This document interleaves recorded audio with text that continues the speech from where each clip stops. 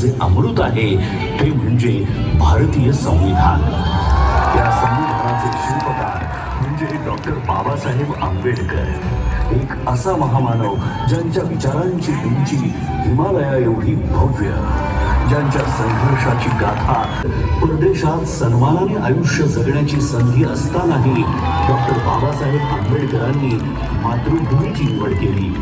आयुष्यातही वेदना, त्याग आणि कठोर परीक्षांनी भरलेला होता. या कठीण प्रवाहाने केवळ संविधानाची निर्मिती केली नाही, तर एका सशक्त, न्यायप्रिय आणि एकात्म राष्ट्राचा पाया रचला. म्हणूनच ते केवळ माझ्या भीमाच्या नावाचा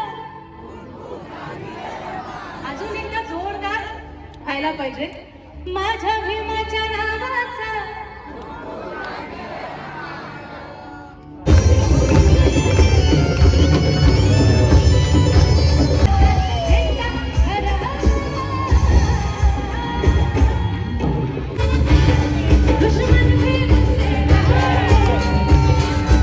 डॉक्टर बाबासाहेब आंबेडकरांचा विजय असो. डॉक्टर बाबासाहेब आंबेडकरांचा विजय असो.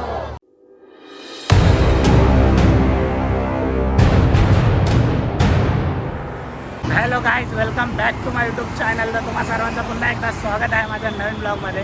तर मित्रांनो, आज मी चाललो आहे शिवाजी पार्क दादर इथे. तर तिकडे हा ड्रोन शो ठेवला आहे. तर तिकडे 2000 ड्रोन उडणार आहेत आकाशामध्ये आणि डॉक्टर बाबासाहेब आंबेडकरांची प्रतिमा तिकडे दाखवणार आहेत. तर तुम्ही शेवटपर्यंत बघा मित्रांनो. आणि चॅनलवरती अजूनपर्यंत सबस्क्राईब केलं नसेल तर चॅनलला सबस्क्राईब करा. गाड्या येत आहेत त्यामुळे माझा आवाज तुमच्यापर्यंत पोहोचतो का नाही माहिती नाही. तर आता आपण डायरेक्ट पोहोचूया मित्रांनो लोकेशनला. आणि चॅनलला सबस्क्राईब करा मित्रांनो आणि जास्तीत जास्त प्रेम दाखवा.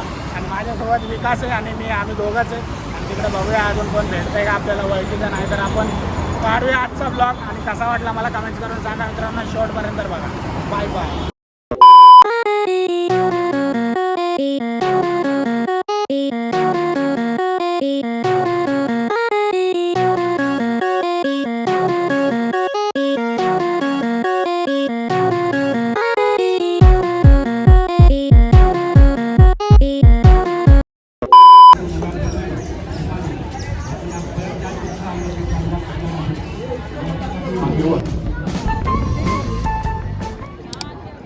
अवघ्या 1 ते 1.5 मिनिटात मला इथं या ठिकाणी माझं वास्तविक संपवायचं आहे.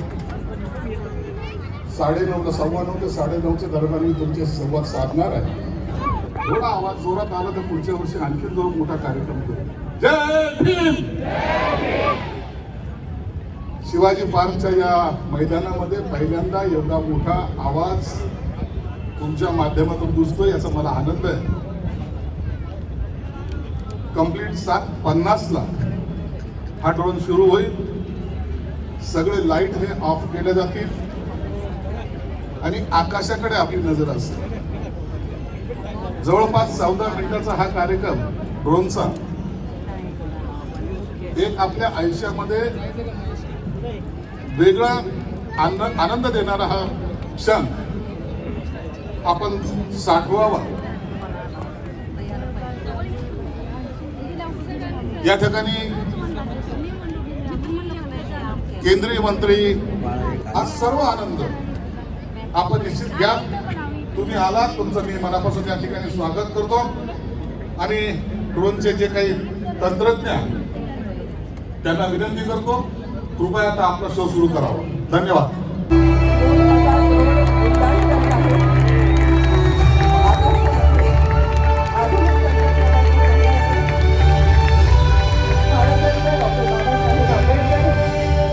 चरित्रावर आधारित हा आगळा वेगळा सोहळा याचे आपण साक्षीदार होणार आहोत.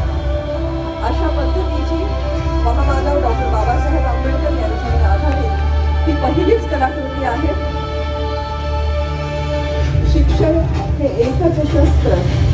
हाती धरून मानव कुठल्याही संकटावर मात करू शकतो हा विश्वास डॉक्टर बाबासाहेब आंबेडकर यांनी आपल्या स्वाभिमान दिला, जगण्यासाठीचा मार्ग दाखवला, समतेचा विश्वास दिला आणि या आधुनिक भारताची पायाभरणी ज्या संविधानावर झाली त्या संविधानाचे शिल्पकार ठरलेले महामानव डॉक्टर बाबासाहेब आंबेडकर त्यांच्या आयुष्यातील प्रत्येक अध्याय, प्रत्येक पर्व जे तेजस्पुंज आहे, या तेजस्वी महामानवाची ही यशोगाथा आज आपल्यापर्यंत द्रोणच्या माध्यमातून आगळ्या वेगळ्या पद्धतीने पोहोचते आहे. इथे उपस्थित प्रत्येकाला आपल्या डोळ्यांमध्ये साठवून ठेवावासा वाटेल आपली असा हा भारतभूमी केवळ सोहळा. आकाशावर रंगवलेली एक सीमारेषांची चौकट नाही, तर ती असंख्य भाषा, विविध धर्म आणि जाती जमातींच्या गुंतागुंतीतून आकार घेतलेली आणि संस्कृतींच्या अखंड प्रवाहाने समृद्ध झालेली एक दिव्य जिवंत चेतना आहे. या विविधतेच्या विराट सागरातही एकात्मतेची अखंड ज्योत तेवत ठेवणारे जे अमृत आहे ते म्हणजे भारतीय संविधान.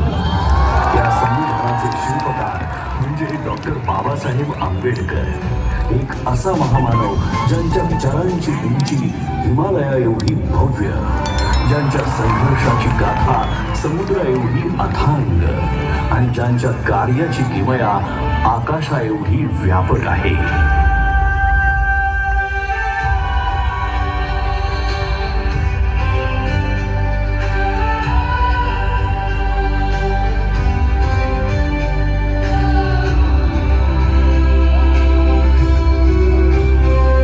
संविधानाच्या प्रत्येक ओळीतून उलगडणारी डॉक्टर बाबासाहेब आंबेडकर यांची दूरदृष्टी ही केवळ कायद्यांच्या चौकटीपुरती मर्यादित नाही, तर ती एका आदर्श समाज रचनेची जिवंत प्रतिमा आहे.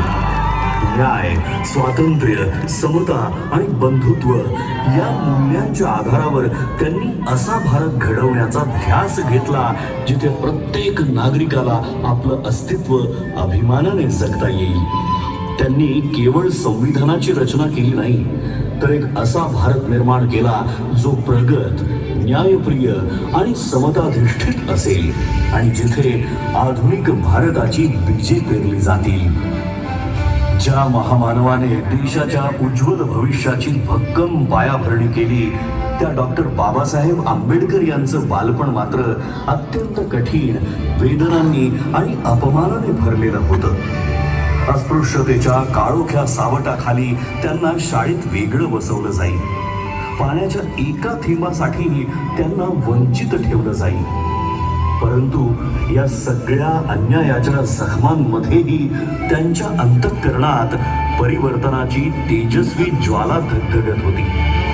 त्यांना ज्ञात झालं होतं की शिक्षण हेच ते शस्त्र आहे जे अज्ञानाच्या अंधाराला चिरून टाकतं आणि माणसाला स्वाभिमानाने जगण्याची ताकद देतं. या जिद्दीच्या जोरावर ज्ञानाचा अखंड प्रवास सुरू झाला. मुंबईच्या शाळांपासून ते कोलंबिया युनिव्हर्सिटी, ग्रेस इन आणि लंडन स्कूल ऑफ इकॉनॉमिक्स या जागतिक दर्जाच्या संस्थांपर्यंत त्यांनी डबल डॉक्टरेट आणि बॅरिस्टर ॲट लॉ या उच्चतम पदव्या संपादन करून ज्ञानाच्या आकाशाला गवसणी घातली. त्या काळात इतक्या उच्च शिक्षणाची किमया साधणारे ते एकमेव भारतीय ठरले. आपल्या विलक्षण बुद्धिमत्तेच्या जोरावर परदेशात सन्मानाने आयुष्य जगण्याची संधी असतानाही डॉक्टर बाबासाहेब आंबेडकरांनी मातृभूमीची निवड केली. मात्र भारतात परतल्यावर त्यांना जातीच्या कारणामुळे बडोद्यामध्ये राहण्यासाठी छप्परही नाकारलं गेलं. पण अपमानापुढे झुकण्याऐवजी त्यांनी संघर्षाचा मार्ग निवडला. त्यांच्या कार्याची दखल घेत छत्रपती शाहू महाराजांनी 1920 साली त्यांना नव्या युगाचा नेता म्हणून गौरवलं आणि तिथूनच सामाजिक क्रांतीची नवी पहाट सुरू झाली. 1927 साली घडलेला महाड सत्याग्रह हा केवळ पाणी पिण्याचा हक्क मिळवण्यासाठीचा लढा नव्हता, तर तो मानवी स्वाभिमानासाठी उभारलेला पहिला महान संग्राम होता. 1927 साली महाड येथे झालेला चौदार तळे सत्याग्रह, त्यानंतरचा काळाराम मंदिर सत्याग्रह हा संघर्ष तर श्रद्धा आणि समानतेच्या संगमावर उभा राहणारा ऐतिहासिक टप्पा ठरला. हा केवळ पाण्याच्या हक्कासाठी नव्हता, तर मानवी स्वाभिमान, समानता आणि सामाजिक न्यायासाठी उभारलेला पहिला महान सामाजिक संग्राम होता.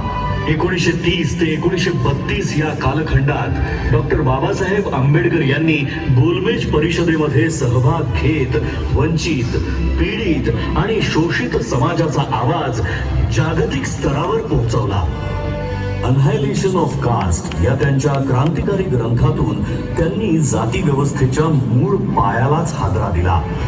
त्यांनी निर्भीडपणे सांगितलं की जोपर्यंत जात अस्तित्वात आहे तोपर्यंत खऱ्या अर्थाने लोकशाही फुलू शकत नाही. मी हिंदू म्हणून जन्माला आलो असलो तर हिंदू म्हणून मरणार नाही हे वाक्य केवळ एक उद्गार नव्हे तर अन्यायाविरुद्ध उभं राहण्याचा, समतेसाठी लढण्याचा संकल्प होता. डॉक्टर बाबासाहेब आंबेडकर यांचा संघर्ष केवळ सामाजिक परिवर्तनापुरता मर्यादित नव्हता, तर त्यांच्या वैयक्तिक आयुष्यातही वेदना, त्याग आणि कठोर परीक्षांनी भरलेला होता. या कठीण प्रवासात त्यांच्या सोबत खंबीरपणे उभ्या राहिल्या त्या म्हणजे रमाबाई आंबेडकर. एक शांत, संयमी पण अतूट सामर्थ्याची मूर्ती. घरात आर्थिक तंगी असताना उपासमारीच्या छायेतही त्यांनी कधीही तक्रार केली नाही. योग्य उपचारांच्या अभावामुळे आपल्या लेकराला गमावण्याचं असह्य दुःख त्यांना सोसावं लागलं, तरीही या दुःखाने त्या खचल्या नाहीत. उलट आपल्या पतीच्या महान ध्येयासाठी त्यांनी प्रत्येक वेदना मागे सोडली. डॉक्टर बाबासाहेब आंबेडकरांनी केवळ दलितांच्या वेदनांना वाचा फोडली नाही, तर त्या प्रत्येक माणसासाठी आवाज उठवला ज्याच्यावर अन्याय झाला, जो शोषित होता आणि ज्याला आपल्या कष्टांचं योग्य मूल्य मिळत नव्हतं. कोकणच्या मातीतील शेतकऱ्यांच्या शोषणाविरुद्ध त्यांनी थेट आवाज उठवला आणि खोटी पद्धती या अन्यायकारक व्यवस्थेच्या मुळावर घाव घालत त्यांनी शेतकऱ्यांना स्वाभिमानाने जगण्याचा मार्ग खुला केला. कामगार मंत्री म्हणून शपथ घेताना 8 तासांचा कामाचा दिवस, साप्ताहिक सुट्टी, किमान वेतन आणि सामाजिक सुरक्षेचे हक्क हे केवळ कायदे नव्हते तर कष्टकऱ्यांच्या आयुष्याला मिळालेले संरक्षण कवच होते. डॉक्टर बाबासाहेब आंबेडकर यांच्या दृष्टीने स्त्री ही केवळ कुटुंबाचा भाग नव्हती, तर समाजाच्या उभारणीचा केंद्रबिंदू होती. म्हणूनच त्यांनी महिलांच्या आर्थिक स्वातंत्र्याला, शिक्षणाला प्रथम दर्जा दिला. बालविवाह, सतीप्रथा, देवदासी प्रथा आणि विधवांचं अमानुष शोषण या सर्व कुप्रथांविरुद्ध त्यांनी प्रखर आवाज उठवून समानतेचा हक्क दिला. कायदा मंत्री म्हणून त्यांनी सादर केलेल्या हिंदू कोड बिलने महिलांना घटस्फोटाचा अधिकार, मालमत्तेत समान हक्क आणि वैयक्तिक आयुष्यात स्वायत्तता मिळवून देत अशा अभूतपूर्व निर्णयाने इतिहास रचला. तसंच कामकाजी महिलांसाठी मातृत्व रजा आणि समान कामासाठी समान वेतन या केवळ सुधारणा नाही तर स्त्रीच्या सन्मानाचा आणि स्वातंत्र्याचा नवा अध्याय होता. कायदा मंत्री म्हणून त्यांनी सादर केलेल्या हिंदू कोड बिलने महिलांना घटस्फोटाचा अधिकार, मालमत्तेत समान हक्क आणि वैयक्तिक आयुष्यात स्वायत्तता मिळवून दिली आणि या अभूतपूर्व निर्णयाने इतिहास रचला. 1947 साली डॉक्टर बाबासाहेब आंबेडकर यांची संविधान मसुदा समितीचे अध्यक्ष म्हणून निवड झाली. या जबाबदारीला न्याय देत त्यांनी भारतीय संविधान या अद्वितीय ग्रंथाची निर्मिती केली, जो जगातील सर्वश्रेष्ठ संविधानांपैकी एक आहे. संविधानाच्या माध्यमातून त्यांनी प्रत्येक व्यक्तीला अभिव्यक्ती स्वातंत्र्य, समानतेचा हक्क, अस्पृश्यतेचा अंत आणि सर्व प्रकारच्या भेदभावावर कठोर बंदी घालून मानवाधिकार केवळ कायद्याच्या चौकटीत न ठेवता प्रत्येक भारतीयाच्या जीवनाचा अविभाज्य भाग बनवले. तसंच समता, करुणा आणि प्रज्ञेच्या प्रकाशात त्यांच्या आत्मसन्मानाला एक नवी उंची प्राप्त करून दिली. महात्मा ज्योतिराव फुले, भगवान गौतम बुद्ध आणि संत कबीर हे डॉक्टर बाबासाहेब आंबेडकर यांचे प्रेरणा स्रोत होते. त्यांच्या विचारांच्या मुळाशी असलेली स्वातंत्र्य, समता आणि बंधुत्व ही मूल्ये त्यांना विशेषतः भगवान बुद्धांच्या तत्वज्ञानातूनच सापडली. 14 ऑक्टोबर 1956 रोजी नागपूर येथील दीक्षाभूमीवर इतिहासाला वळण देणारा तो निर्णायक क्षण आला.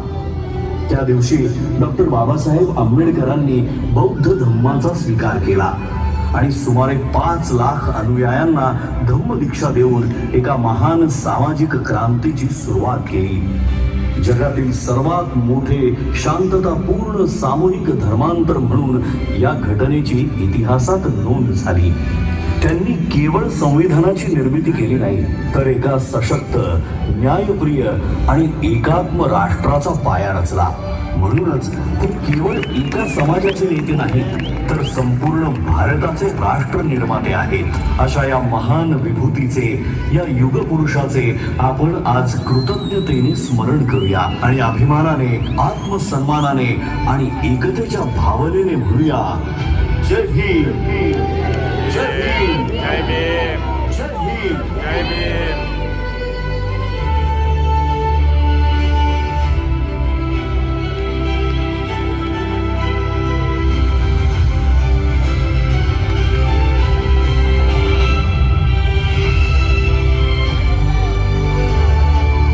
आपल्या सगळ्यांचा हा शो पसंतीस उतरला असेल तर जोरदार टाळ्यांचा गजर आपण केलाच. पण त्याचबरोबर जय भीमचा नारा करूया. जय भीम, जय भीम. डॉक्टर बाबासाहेब आंबेडकरांचा विजय असो. डॉक्टर बाबासाहेब आंबेडकरांचा विजय असो. 2002 आकाशामध्ये आपल्यासाठी नेत्रदीपक असे कलाकृती सादर करत होते. हा अतिशय कसं वाटलं? कसं वाटलं? एक नंबर एक्सपिरियन्स होता ना. आणलं टायमावर पोहोचलो आपण. या उद्योगमध्ये आज या ठिकाणी इतक्या सुंदर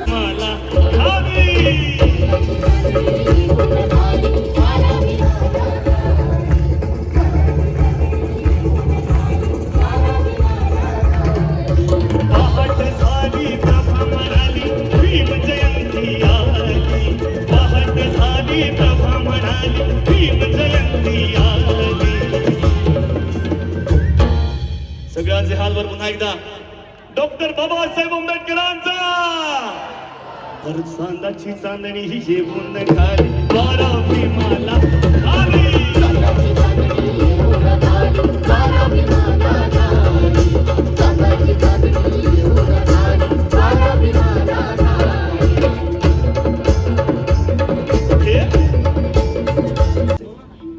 बाभिमा दिधलेस तू मला रे वरदान जीवनाचे, अरे सोनेस तू घडविले या वंचित जीवनाचे.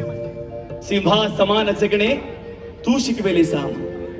बाभिमा सिंहा समान जगणे तू शिकविले साम्हा.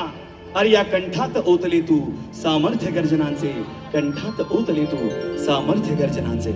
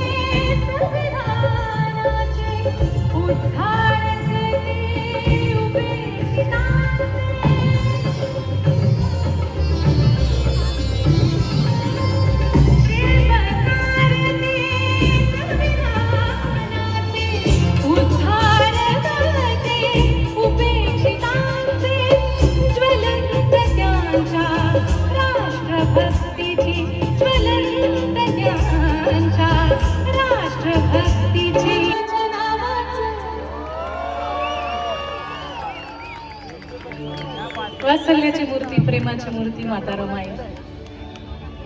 त्याग मूर्ती माता रमाई. तिच्या चरणी हे गाणं अर्पण करते. तुम्ही सुद्धा माझ्या सुरात सूर जर मिळवला तर अजून मजा येईल. मी ऐकलं होतं शिवाजी पार्कात आवाज घुमतो, आवाज दुमदुमतो. मला खरंच ऐकायचं आहे, आज खरंच अनुभव घ्यायचा आहे. माझ्या भीमाच्या नावाचा आवाज नाही आला. जेवढे लोक बसले तेवढा आवाज निश्चित नाही आला. जोरदार यायला पाहिजे. माझ्या भीमाच्या नावाचा. आहा हा क्या बात है. इकडची मंडळी माझ्या भीमाच्या नावाचा अजून एकदा जोरदार व्हायला पाहिजे. माझ्या भीमाच्या नावाचा माझ्या भीमाच्या नावाचा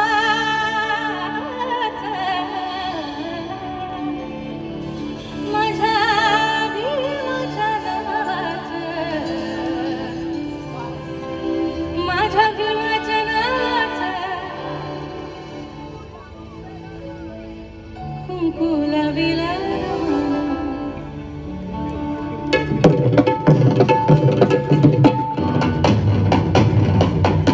सगळ्यांचा टाळ्यांचा जर कडकडाट झाला ह्या गाण्याला तर आहा, क्या बात आहे. हात वरती करून सगळ्यांचे हात वरती करून. आहा, कॅमेरा दादा हा क्षण कॅमेऱ्यामध्ये टिपा.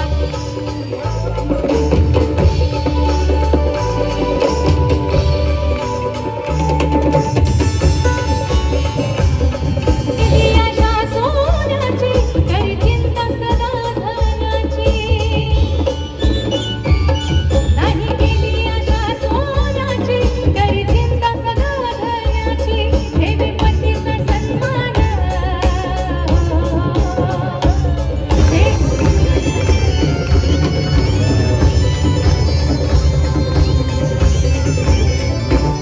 आनंदाची ही माई झाली नकोटीची आई. कालनंदाची ही माई झाली नकोटीची आई. ती वागली प्रेमानं. ती वागली प्रेमानं. कुंकू लाविला रमानं. कुंकू लाविला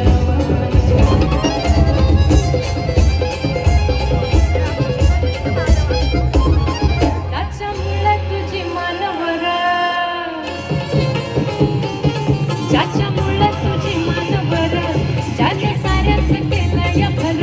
निळा हातात झेंडा धर. निळा हातात झेंडा धर.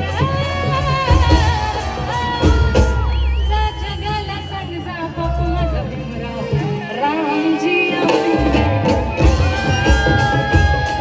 जा जगाला सांग जा बापू माझा भीमराव रामजी आंबेडकर.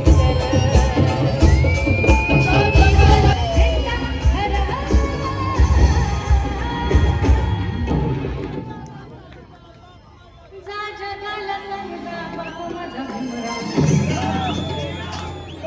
मला तुमचा आवाज ऐकायचा आहे. जा जगाला सांग जा बापू माझा.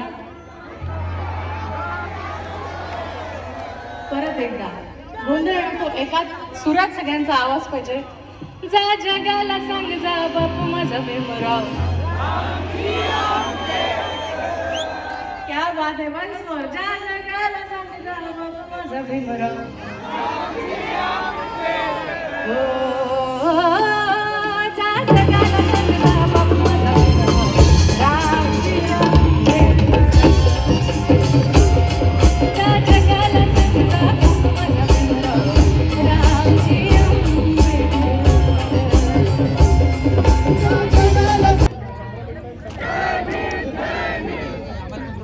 आजवर कर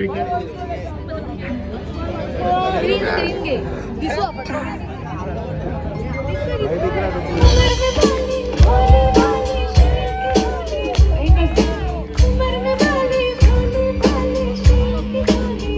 मागची मंडळी टाळ्यांचा ताल पाहिजे मला. नुसत्या टाळ्या नको. Come on. उमर में बाली भोली भाली शील की भोली. उमर में बाली भोली भाली शील की भोली. भीमराज की